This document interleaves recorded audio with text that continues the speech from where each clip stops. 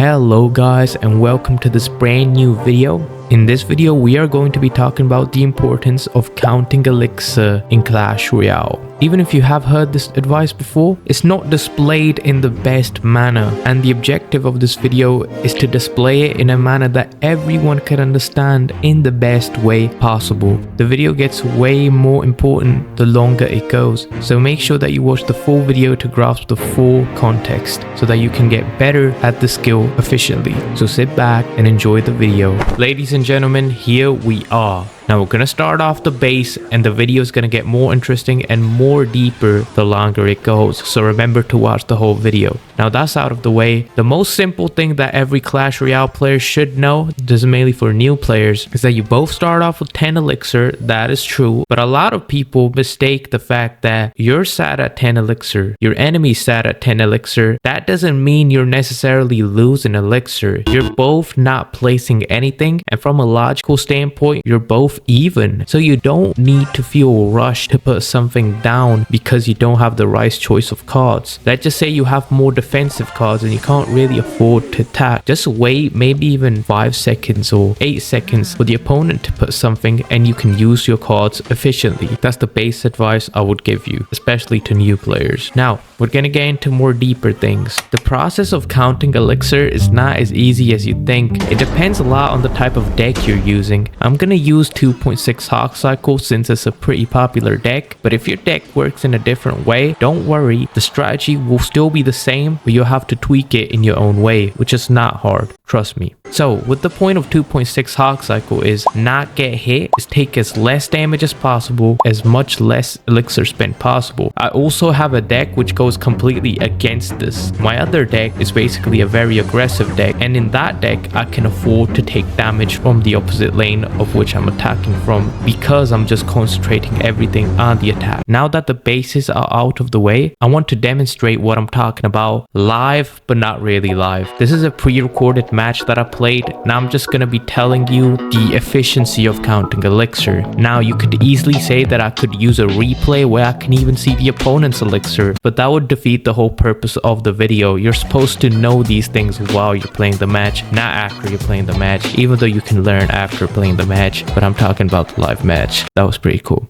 Alright, so I started off with these cards of choices. As you can see, I don't have a Hog Rider. I'm just trying to slightly cycle without being too obvious, but now it has become obvious. And we just did an Ice Golem Hog Rider attack, pretty good. He puts in the Valkyrie to defend, but that's not going to be enough. And he also used the log as well. Now he's down 6 elixir and I'm down 7, and I'm pretty sure that at the start he lost 1 to 2 elixir because when I was cycling he didn't put anything down for a few seconds. Okay, I'll throw in another Hog Rider because I can afford it, because I know that he's pretty low on elixir. Now he has put a Musketeer in to defend, which is not going to be enough. Now what we learned from this interaction is that his fireball was not as efficient as he needed it to be. He pretty much wasted that 4 elixir, in front of my eyes at least. You could debate it. Now we're just waiting, stalling elixir. I know I'm in a very good position. We've got damage on the tower. I'm just, again, slowly cycling, and also I placed this cannon so that I can unlock the Evo as quick as possible. This is going pretty well. Alright, he puts in all those troops and we defend pretty efficiently.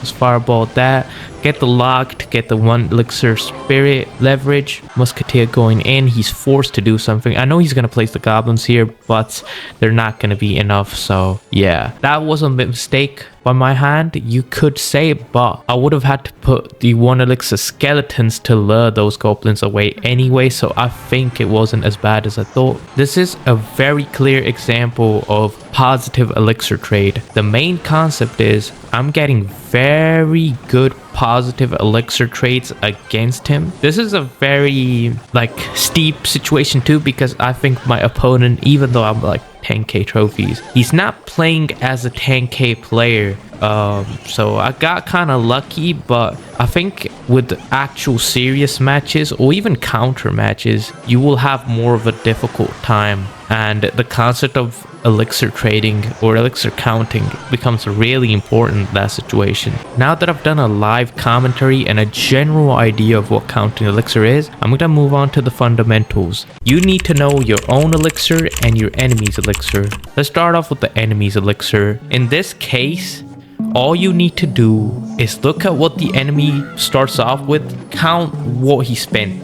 So if he's spending 4 elixir for a Tesla, count that in your brain. He's 4 elixir down, so he's at like 6, assuming he has 10 elixir. You need to use that to your advantage and find a way to either spend less or spend a slightly more, but know that if I spend more, I am risking, but the card or the push I'm about to build with more elixir would be efficient enough to knock him out even though he has 6 elixir left. That's the main and the easiest way to learn this concept. You don't need to be Riley studying every single elixir drop. You could do that. If you can do that, that is amazing. But at the start, you're not going to be able to do this. Riley is a result of constant playing every single day for hours and hours and hours. Maybe he doesn't play as much now. I have no clue on his competitive Clash Royale career, but I know that he was grinding Clash Royale out back in the years.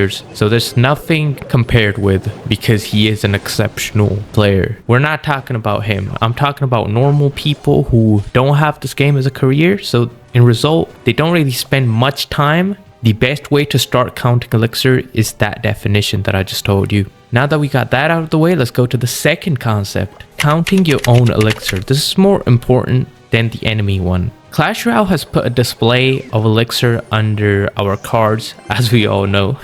But a lot of people just don't grasp it, don't benefit from it. So of course, you're just supposed to look and see if you have enough elixir or you don't. And then based on that, you throw troops in. But I think that's a very wrong way to look at things. Your elixir counter should always be at like a minimum of 3 to 4 elixir. A lot of players are in a serious situation where they need to defend. Let's just say me, for example. I need to defend. I have a push coming in. I'm exactly at like 3 elixir, waiting for 4 elixir to drop the Hog Rider. And this imaginary push is pretty much at the bridge coming at me. Now, if I put the Hog Rider with 4 elixir down, and let's say supposedly we have same health towers too, that's the dumbest decision I could ever make. As a 2.6 player, we really can't afford to be too aggressive, and most of the times you're gonna lose the battle unless your opponent is not good enough. So you need to be very careful counting your elixir, not in the simple way that we've been usually taught. Always have some in advance and use it strategically. If you have a lot of elixir, that is amazing, but that doesn't mean you can just throw down troops and just minus your elixir count. You need to be very careful. And for now, that's gonna be it. I hope you enjoyed this video and really learned the importance of counting elixir. Honestly, this simple thing will really boost your Clash Royale profile. And as always, stay blessed, and I'll see you all soon. Goodbye.